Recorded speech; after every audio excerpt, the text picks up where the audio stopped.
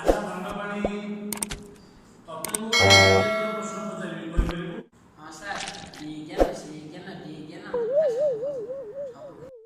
ଆଚ୍ଛା ଦଣ୍ଡପାଣି ତଣ୍ଟିରେ ଯଦି ମାଛ କଣ୍ଟା ଲାଗେ ତାକୁ କେମିତି କରାଯାଏ? ସାର୍ ଏଇ କଥା ତଣ୍ଟିରେ କଣ୍ଟା ଲାଗିଲେ କିଛି ଆସୁନି ଶାବଳ ପୁରେଇବା ତଣ୍ଟିରେ କେମିତି ଶାବଳ ପୁରେଇବା? ଶାବଳ ପଶିବ ତଣ୍ଟିରେ? ତୁ ମୁଁ ଦେଖୁଛି ତୁ ଶୁଣାଟି ପଣ୍ଡିତ ମୋ ବାଛୁରୀ ଚାରିପାଦ ଆଗରେ ମାତ୍ର ଚାରିପାଦ ଆଗରେ କିଛି ଆସୁନି ଚାରିଥର ଶଳା ଫେଲ ହେଲାଣି ତଣ୍ଟିରେ ଶାବଳ କିଛି ଦବା।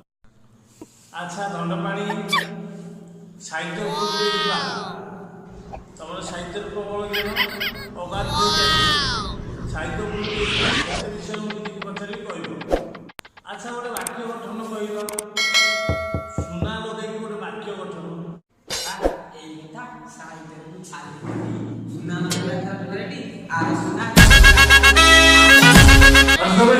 ନପଡ଼ା ଜିନିଷ ନପଡ଼ା ଜିନିଷ ପଚାଶ ପ୍ରକାଶ କିଛି ଆସୁନି ନା ସୁନା ଘରୁ ବାହାରିଆ ତତେ ଗୀତ ବୋଲି କହିଲି ବାଜ୍ୟ ଗୀତ ଛୁଟିଆ ପାଲା କରୁଛୁ ରାମ ଗୋଟିଏ ସୁନା ପିଲା ଶ୍ୟାମ ଗୋଟିଏ ସୁନା ପିଲା ଏସବୁ ସୁନା ଜିନିଷ ସୁନା ଘରୁ ବାହାରିଆ ନାଚ ପକେଇଲା ଏଇ ନାଚ ଗୀତ ଏତେ ଜମା ତତେ ପଢେଇବାକୁ ବିଲେଇ ପଢେଇବ।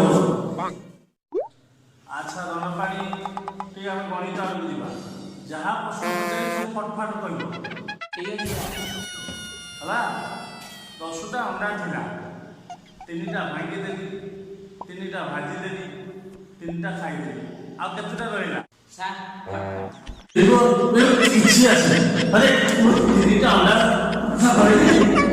କେତେଟା ଅଣ୍ଡା ରହିଲା ସେ କଥା ଯାହା ଫଟଫାଟ ମୁଁ କହିଲି ବହୁତ ଫଟଫାଟ ଉତ୍ତର ଫଟଫାଟ। ସାର୍ ଆପଣ ଯାହା ପ୍ରଶ୍ନ ପଚାରି ଫଟଫାଟ ଉତ୍ତର